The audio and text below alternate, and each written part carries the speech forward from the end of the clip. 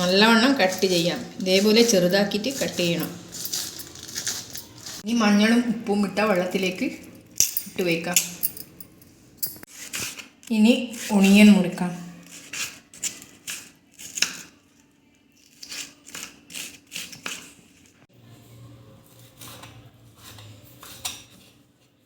ഇനി അടുത്തതായി നമുക്ക് ജിഞ്ചർ മുറിച്ചെടുക്കാം.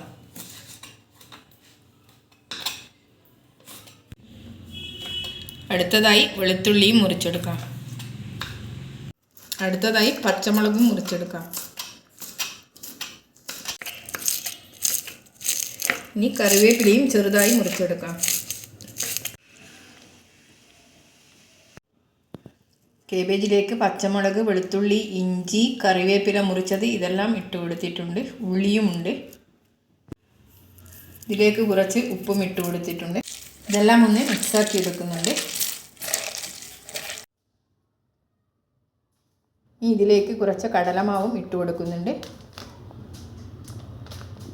അടുത്തതായി ഇതിലേക്ക് കുറച്ച് മഞ്ഞൾപ്പൊടി ഇട്ട് കൊടുക്കുന്നുണ്ട്. എന്നിട്ടൊന്നും കൂടി മിക്സാക്കി കൊടുക്കണം.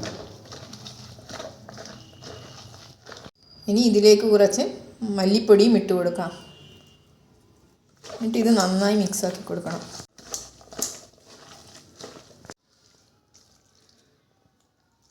ഇതെല്ലാം നല്ലോണം പുരക്കി വെച്ചിട്ടുണ്ട്.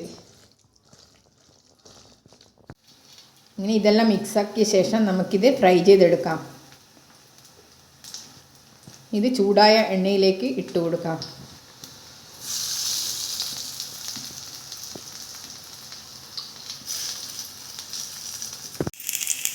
അങ്ങനെ ഇത് മൂന്നും മറിച്ചിട്ടിട്ടുണ്ട്. ഒരു ഭാഗം നന്നായി ആയിട്ടുണ്ട്.